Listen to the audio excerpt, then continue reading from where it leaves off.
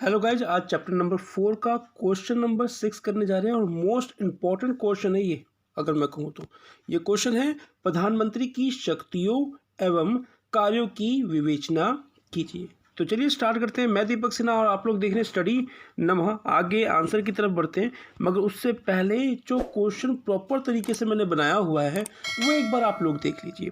Question number 6, प्रधानमंत्री की शक्तियों एवं कार्यों की विवेचना कीजिए, साथ ही नियुक्ति, अवधि तथा स्थिति की भी व्याख्या कीजिए। यानी कि एक ही क्वेश्चन के अंदर मैंने वो हर बात डाल दी है जो एग्जामिनर पूछ सकता है। तो चलिए आंसर स्टार्ट करते हैं। भारत का प्रधानमंत्री, प्लीज़ मेरे शब्दों को ध्यान से समझना, ठीक है। और वीडियो के डिस्क्रिप्शन में भी देख लिया करो, हर चैप्टर के मैंने नोट्स बना रखे हैं, तो वहाँ से भी आप दूसरे चैप्टर्स के नोट्स देख सकते हो। तो पहला पॉइंट है भारत का प्रधानमंत्री। एक्सप्लेन। भारत के राज्य प्रबंध में प्रधानमंत्री को बड़ा महत्वपूर्ण स्थान प्राप्त है। फिर से रिपीट कर रहा हूँ, बात को ध्यान समझो।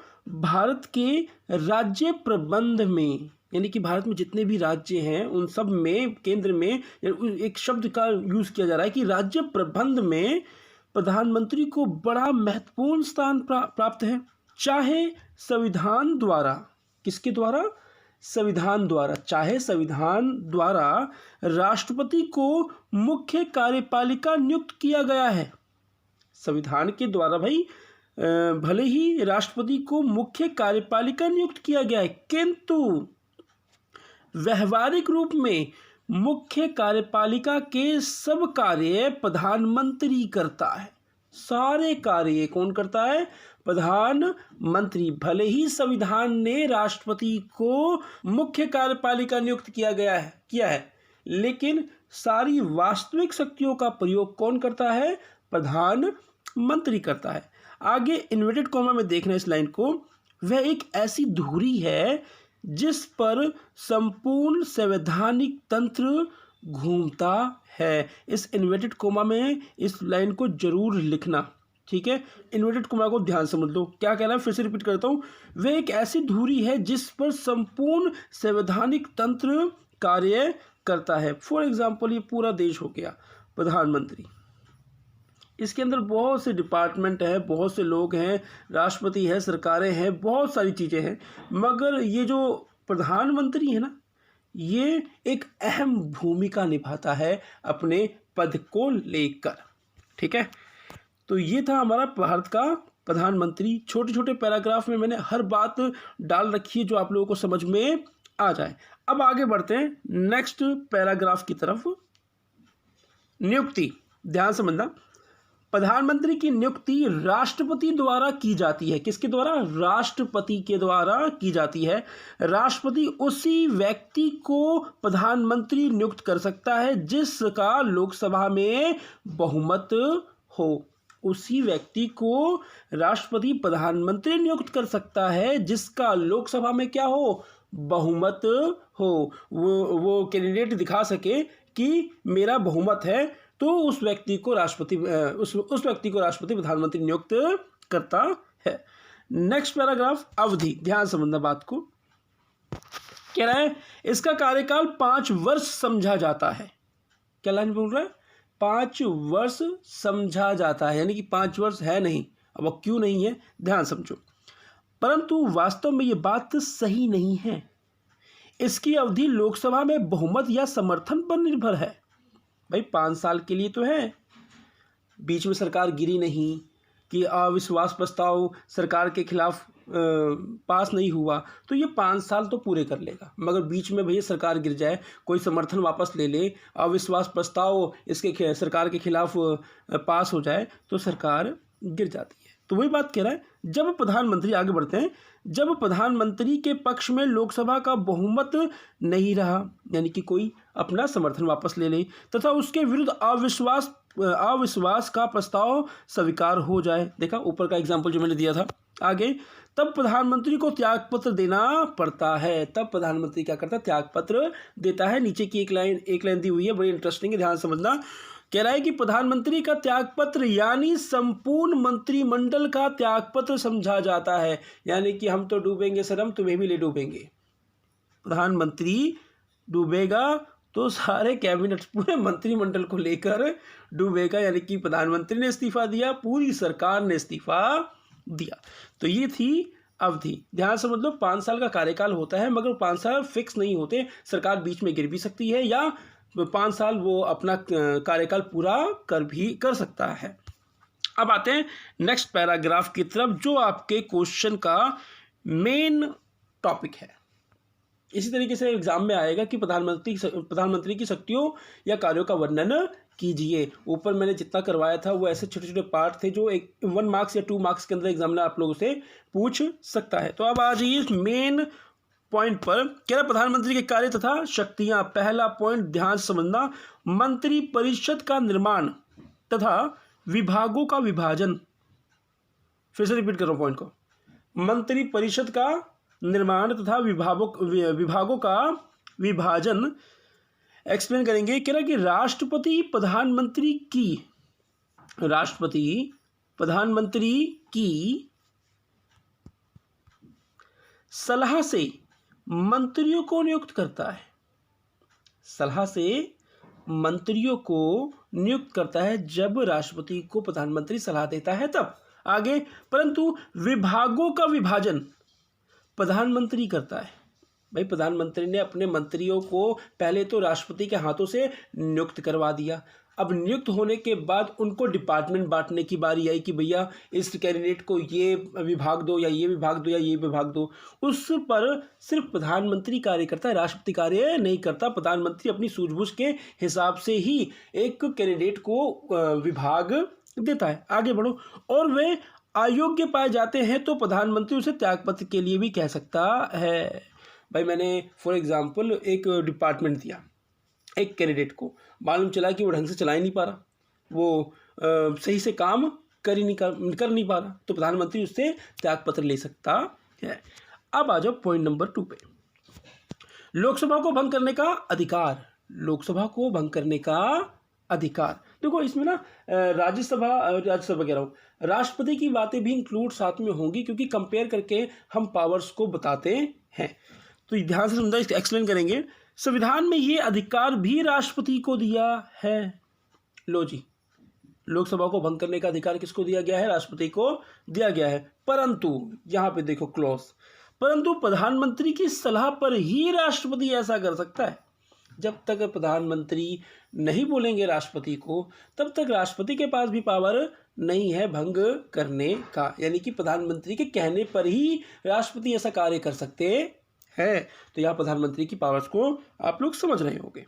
अब आ जाइए पॉइंट नंबर 3 पर, सरकार तथा राष्ट्र का नेता। सरकार तथा राष्ट्र का नेता एक्सप्लेन। कह रहा प्रधानमंत्री मंत्री परिषद की बैठकों की अध्यक्षता करता है। प्रधानमंत्री मंत्री परिषद की बैठकों की अध्यक्षता करता है। वह मंत्री परिषद की बैठकों की कार्यसूची यानी कि एजेंडा तैयार करता है, क्योंकि सब कुछ वही होता है, इसलिए ये सारे कार्य वही करता है। क्योंकि अगर सरकार से कोई गलती होती है तो बिल किसके नाम का फटेगा? प्रधानमंत्री के नाम का फटेगा। तो सब चीज यानी कि पॉइंट में कहा गया है कि सरकार तथा राष्ट्र का नेता। फिर से रिपीट करता हूं, प्रधानमंत्री मंत्री परिषद की बैठकों की अध्यक्षता करता है। वह मंत्री परिषद की बैठकों की कार्यसूची यानी कि एजेंडा तैयार करता है। अपने कामों को किस तरीके से करना वो सब चीजें प्रधानमंत्री तय करता है। अब पॉइंट नंबर 4 पे आते हैं। लगता है मैं आज स्पीड से करा रहा हूँ, बड़ा ही स्पीड से। नियुक्तियां, ध्यान से समझना पॉइंट को। कह रहा है कि शासन में उच्च अधिकारियों की नियुक्ति, शासन में उच्च अधिकारियों की नियुक्ति राष्ट्रपति प्रधानमंत्री की सिफारिश पर करता है। राष्ट्रपति प्रधानमंत्री की सिफारिश पर करता है, यानी कि जब तक प्रधानमंत्री उस व्यक्ति की सिफारिश नहीं करेगा तो राष्ट्रपति नियुक्त नहीं करेगा। तो किन किन अधिकारियों की नियुक्ति के लिए प्रधानमंत्री सिफारिश करता है? आगे लिखा हुआ है, राज्यपाल, राजदूत, न्यायाधीश तथा विभिन्न महत्वपूर्ण आयोग के सदस्य आदियों की प्रधानमंत्री सिफारिश करता है, तब जाकर राष्ट्रपति उनको नियुक्त करते हैं। तो ये थी नियुक्तियां। पॉइंट नंबर 5 पे आ जाइए। कह रहा है राष्ट्रपति तथा मंत्रिमंडल की कड़ी। राष्ट्रपति तथा मंत्रिमंडल की कड़ी। कह रहा है प्रधानमंत्री राष्ट्रपति तथा मंत्रिमंडल के मध्य कड़ी का कार्य करता है। ध्यान समझो, प्रधानमंत्री राष्ट्रपति तथा मंत्रिमंडल के मध्य, ये रहा कैबिनेट के मध्य, आगे ना बीच में मध्य, प्रधानमंत्री मध्य कड़ी का कार्य करता है।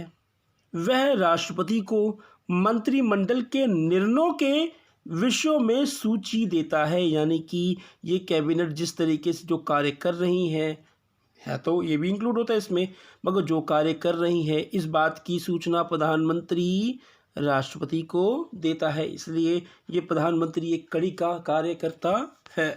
तो ये था पॉइंट नंबर 5। अब आ जाइए लास्ट 2 पॉइंट्स।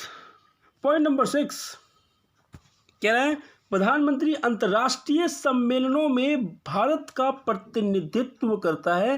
थोड़ा सा बिच्चा लिखा है, मगर प्लीज़ देख लेना ध्यान से। फिर से रिपीट कर रहा हूँ, प्रधानमंत्री अंतर्राष्ट्रीय सम्मेलनों में भारत का प्रतिनिधित्व करता है। भाई जब आप लोगों के पास शादी का कार्ड आता है तो आपकी फैमिली में जो हेड होता है यानी बड़ा होता है, यानी कि उसकी बाहर एक ख्याति होती है, उसको लोग जानते हैं, तो उसी व्यक्ति का नाम उस कार्ड के ऊपर लिखा जाता है और वही व्यक्ति अपने पूरे परिवार को प्रेजेंट करता है पार्टी के अंदर कि किसके परिवार के लोग आए हैं, दीपक कुमार सिन्हा के परिवार के लोग आए। तो उसी तरीके से यहाँ पे एक एग्जाम्पल देके समझाना चाहूँगा कि जब प्रधानमंत्री किसी सम्मेलनों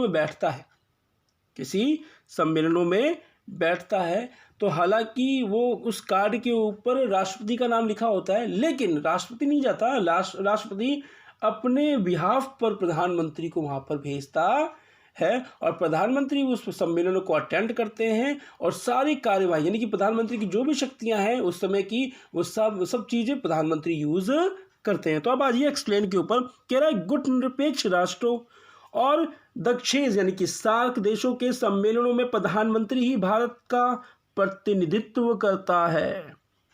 प्रधानमंत्री ही प्रतिनिधित्व करता है। शादी के कार्ड से मैंने आप लोगों को एक एग्जाम्पल दिया था। आगे विश्व व्यापार, विश्व अर्थव्यवस्था और विश्व शांति के लिए जो अंतर्राष्ट्रीय सम्मेलन आयोजित किए जाते हैं उसमें भी प्रधानमंत्री देश का प्रतिनिधित्व करता है, यानी कि सर्वोपरि कौन होते हैं, प्रधानमंत्री ही होते हैं अपने देश के। अब आ जाइए पॉइंट नंबर 7। इसी पॉइंट के साथ ये क्वेश्चन का आंसर खत्म हो जाएगा। सरकार का प्रवक्ता कह रहे संसद के सामने मंत्रिमंडल की नीति और निर्णय की घोषणा प्रधानमंत्री द्वारा की जाती है। फिर से रिपीट कर रहा हूं, ध्यान समझना वर्ड टू वर्ड। कह रहा है संसद के